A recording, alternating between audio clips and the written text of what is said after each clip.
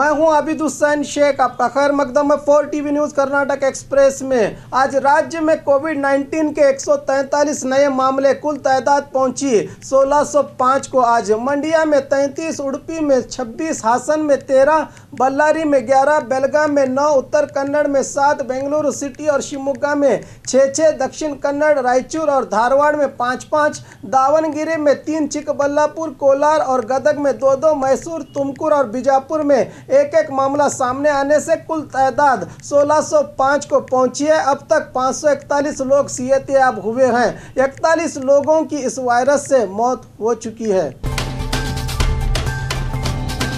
देश के लिए कुर्बानी देने वालों का अपमान करने वाले आज सत्ता में हैं। रामनाथ राय आज मंगलुरु मल्लिकंटे इलाके में स्थित कांग्रेस दफ्तर में राजीव गांधी की पुण्यतिथि पर आयोजित कार्यक्रम में बात करते हुए पूर्व सचिव रामनाथ राय ने कहा कि देश के लिए बहुत से लोगों ने कुर्बानी दी है। इनकी जुदाई से जितना दुख हुआ है उससे कहीं ज़्यादा दुख राजीव गांधी को खोने के बाद हुआ है। राजीव गांधी के जैसा नेतृत्व करने वाला आज के दौर में मिलना मुश्किल है। देश के लिए कुर्बानी देने वाले महात्मा गांधी, इंदिरा गांधी और राजीव का अपमान करने वाले आज सत्ता की भागदौड़ संभाल रहे हैं, कहा पूर्व सचिव ने। धारवाड़ विधायक के घर के सामने जनता की भीड़। कोविड-19 को लेकर बार बार जनता को सोशल डिस्टेंस के बारे में बताया जा रहा है, मगर जनता को इसकी कोई परवाह ही नहीं। ये बात आज पूरी तरह से साबित हुई। धारवाड़ कलघटगी के विधायक सीएम निम्बनवर के घर के सामने आज बिना सोशल डिस्टेंस और मास्क के सैकड़ों लोग जमा होकर अनाज के किट देने का आग्रह किया विधायक से। मैसूर में विमान सेवा की शुरुआत के लिए हो रही है चर्चा। प्रताप सिम्हा इसी महीने की 25 तारीख से देश भर में विमान सेवा शुरू करने के लिए केंद्र सरकार ने हरी झंडी दिखाई है। इसी के तहत मीडिया से बोलते हुए सांसद प्रताप सिम्हा ने बताया कि मैसूर से हैदराबाद, कोची, गोवा, गुलबर्गा, चेन्नई और बेंगलुरु के लिए विमान सेवा शुरू की जाएगी या नहीं, इसके लिए सोशल मीडिया के जरिए जनता से राय ली जाएगी। बाहरी जिलों से आने वाले यात्रियों को क्वारंटाइन में भी रखना पड़ेगा। बहरहाल 2 दिनों में इसका फैसला किया जाएगा, कहा सांसद ने।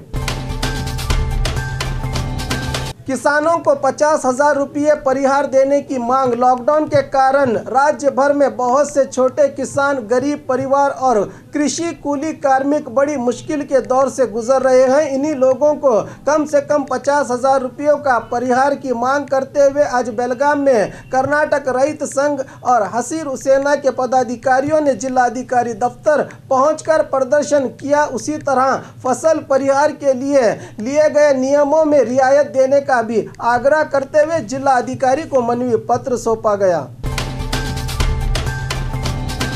रेल का इंतजार, कार्मिकों को निराशा।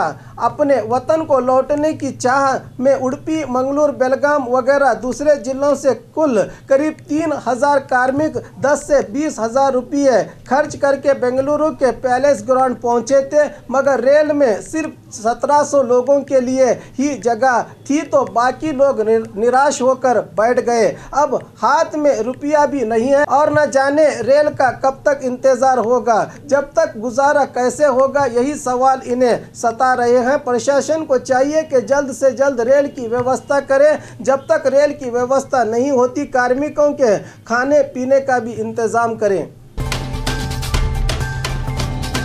किसान महिला के साथ दुर्व्यवहार, कानून मंत्री के खिलाफ डीजीपी को शिकायत। परसों कानून मंत्री महादेव स्वामी तालाब का जायजा लेने कोलार पहुंचे थे। इसी मौके पर राज्य रैत संघ की महिला अध्यक्षा नलिनी गौड़ा समस्या बताने की कोशिश की तो सचिव ने नलिनी गौड़ा को रास्कल कहते हुए चुपचाप यहां से चले जाओ कहा। इसी को लेकर आज बेंगलुरु में कांग्रेस कार्यकर्ताओं ने मुरली के नेतृत्व में बेंगलुरु डीजीपी परवीन सूद को शिकायत देने पहुंचे। डीजीपी के न होने पर कार्यकर्ताओं ने एडीजीपी के जरिए शिकायत देकर कानून मंत्री पर कार्रवाई करने का आग्रह किया। अब देखना है कि इस मामले में डीजीपी क्या कदम उठाते हैं।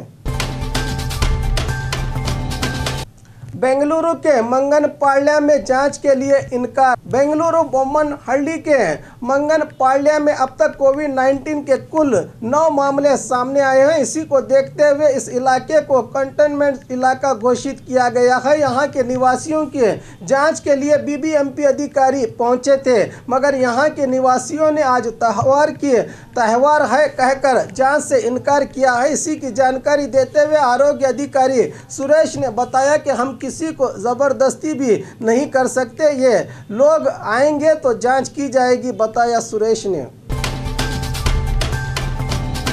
शिवमोगा में सोनिया गांधी के खिलाफ एफआईआर दर्ज। मई 11 को एआईसीसी के ट्विटर अकाउंट में पीएम केयर फंड की आलोचना करते हुए ट्वीट किया गया था कि यह पीएम केयर फंड नहीं बल्कि पीएम केयर फ्रॉड है। इसी को देखते हुए शिवमोगा जिले के सागर तालुका में प्रवीण नामक एडवोकेट ने सागर पुलिस थाने में कांग्रेस अध्यक्ष सोनिया गांधी के खिलाफ शिकायत दर्ज की है। शिकायत में एडवोकेट ने लिखा है कि मैं भारत के संविधान में विश्वास रखता हूं।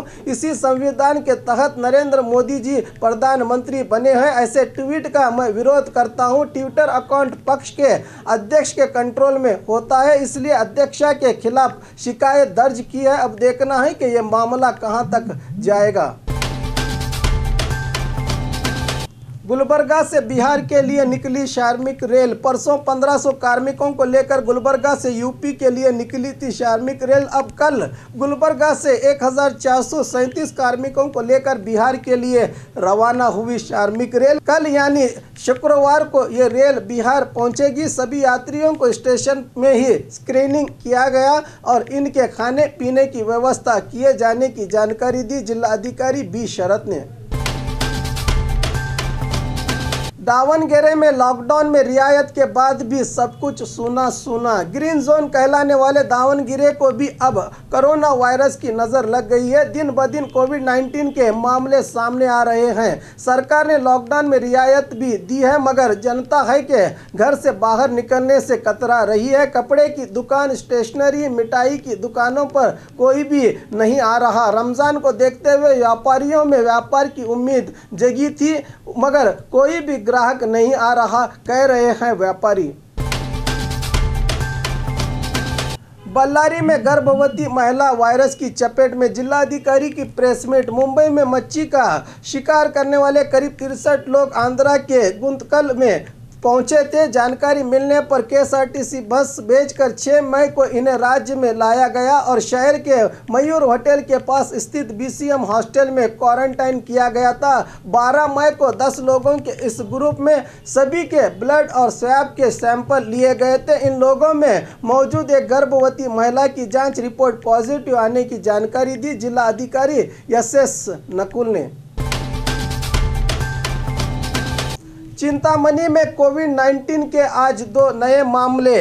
कुल तादाद पीड़ितों की पहुंची 5 को। चिंतामणि तालुका में कोविड-19 का पहला मामला शहर के 10 नंबर वार्ड के 71 साल निवासी 9 मई को ही इस वायरस की चपेट में आया था। दूसरे दिन यानी 10 मई को इस व्यक्ति के परिवार के 22 साल पोते और बेटे को आया था। अब आज इस व्यक्ति के बेटी और दामाद को भी वायरस ने घेर लिया है, जिसके चलते चिंतामणि में एक ही परिवार के 5 लोग पीड़ित हुए हैं। अब इनके संपर्क में आने वालों को क्वारंटाइन किया गया है। और खबरों के लिए देखते रहिए 4 टीवी न्यूज़ कर्नाटक एक्सप्रेस।